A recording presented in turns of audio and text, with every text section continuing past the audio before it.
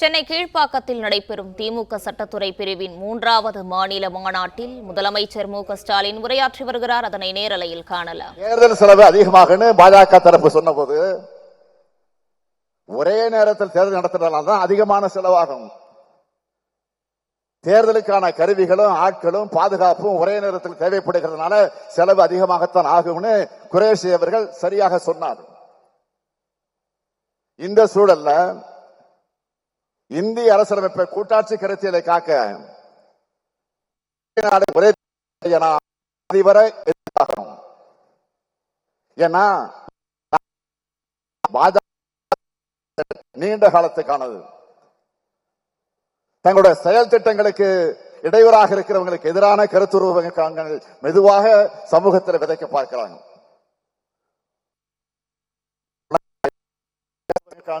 மெதுவாக சமூகத்தில் விதைக்க பார்க்கிறாங்க.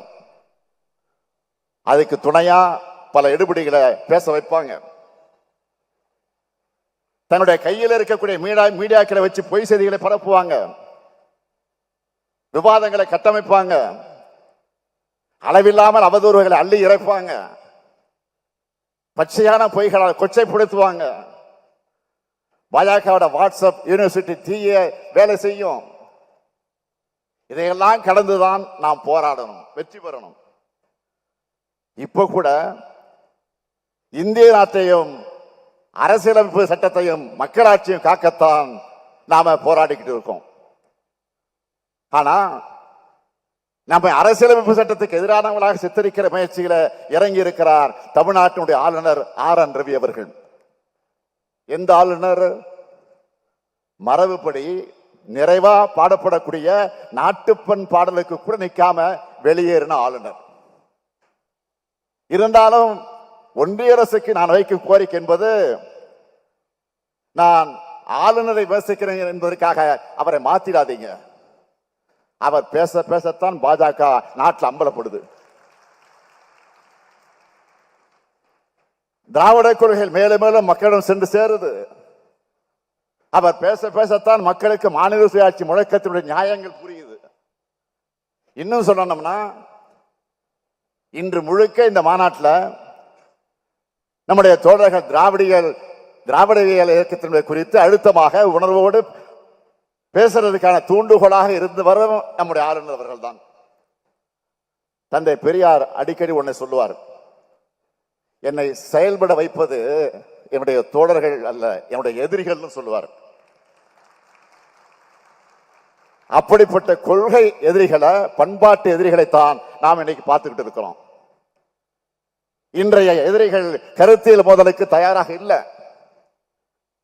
ஏன்னா கருத்தியல் ரீதியா பேசினா அவங்களால ஒருபோதும் வெற்றி பெற முடியாது. அதனாலதான் அவதூறுகளை ஆயுதங்களாக எடுக்கிறாங்க. அந்த துரோக கூட்டத்தை தொடத்தெறிய வேண்டிய கடமை சட்ட போராளிகளான உங்களுக்கு இருக்கு. இந்திய அரசியலமைப்பு சட்டத்தை காக்கக்கூடிய கடமை நமக்கு இருக்கு. இந்தியா முழுமைக்கு சமூக நீதியை உருவாக்கி தந்து பாதுகாக்கிற கடமையும் நமக்கு இருக்கு.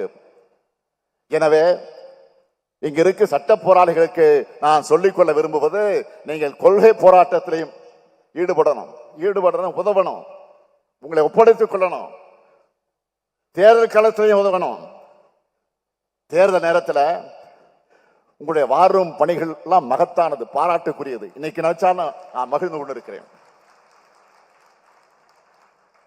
2019 முதல் நடந்த எல்லா தேர்தல்களிலும் நாம தான் தொடர்ந்து வெற்றி பெற்றிருக்கிறோம். அதற்கு காரணம், முக்கியமான காரணம் நீங்கள் தான். ஆக இந்த வெற்றி பயணம் 2026 தொடரணும்.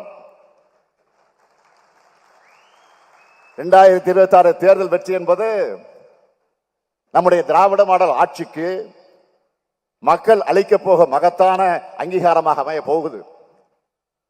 திராவிட முன்னேற்ற கழக ஆட்சி மீண்டும் அமைய, இந்தியா முழுமைக்கும் திராவிட கோட்பாடுகளை வென்றெடுக்க கழக சட்டத்துறை சளைக்காமல் சமரசம் இல்லாமல் உழைக்கணும். கழகத்தின் காவல் அரணா விளங்குகிற சட்டத்துறை சார்பில் கழக வழக்கறிஞர் நலனுக்காக இன்னைக்கு 5 கோடி ரூபாய் கொடுத்திருக்கிறீங்க. அது ஆக்கபூர்வமான திட்டங்கள்ல பயன்படுத்திக்க என்ஆர் இளங்கோ அவர்கள் ஒரு செயல் திட்ட வகுக்க சொல்லியிருக்கிறேன்.